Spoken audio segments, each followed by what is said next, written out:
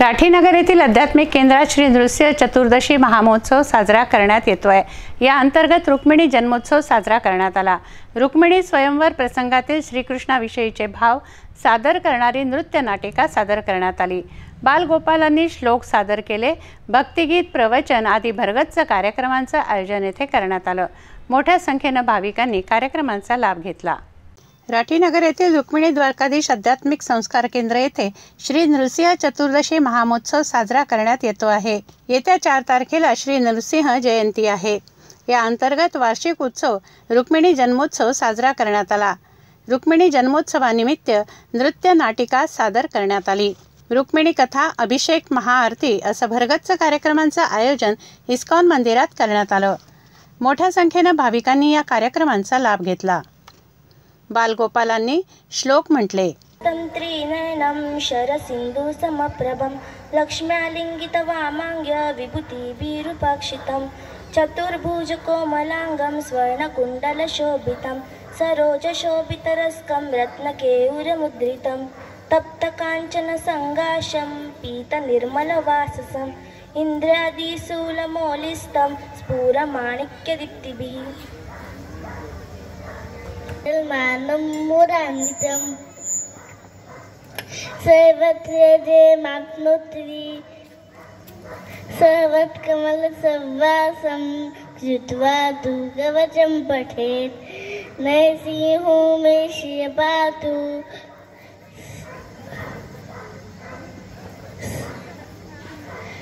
लोकरक्षार्थ संभव सर्वगोपी संभवास सोम सूर्याग्निलोचन नास्मे सिंह नहास्तु मुख लक्ष्मी मुख प्रिय सर्वविद्यादीपः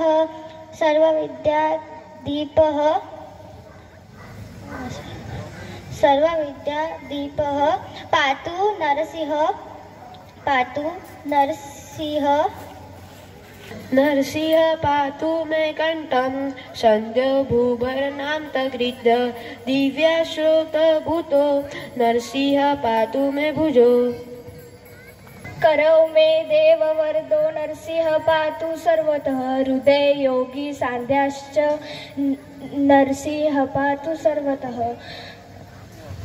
मध्यम पातु हिरण्याक्ष वक्ष कुक्षि विदारणः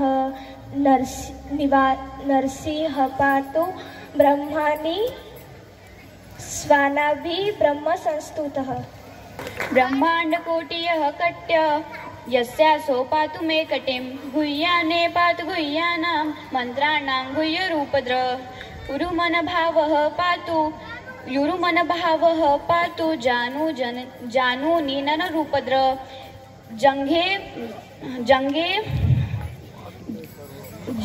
जंघे पातु धराभार हर्ता ओसाऊ नरकेसरी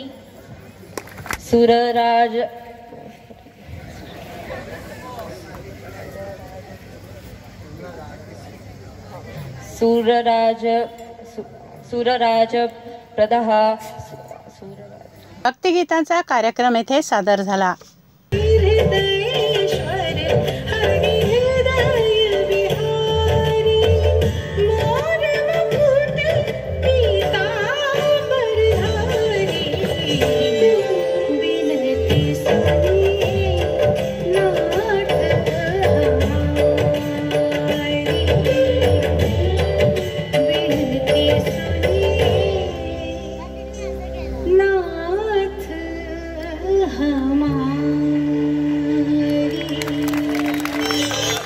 के उपरांत नेक्स्ट परफॉर्मेंस आपके समक्ष आ रहा है नरसिंह कवच स्तोत्रम।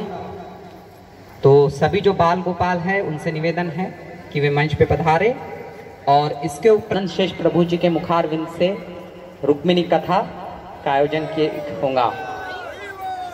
हरि बोल।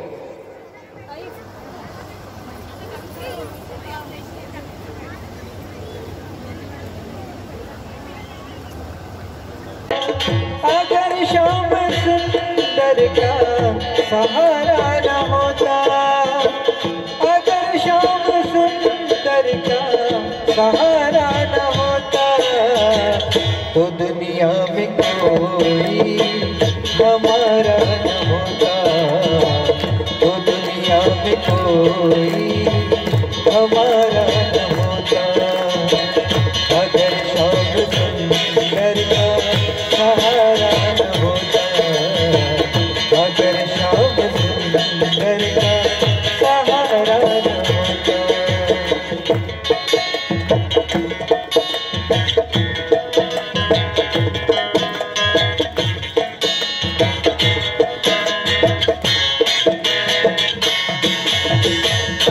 जब से मिली है दया हमको, जब से मिली है दया हमको, तो राहें बदल दी मेरी जिंदगी, तो राहें बदल दी मेरी जिंदगी। नजर करम का इशारा न होता, नजरे करम का इशारा न होता, नजरे करम का इशारा न होता, नजरे करम का इशारा न होता, तो दुनिया में कोई हमारा न होता, तो दुनिया में कोई हमारा न होता।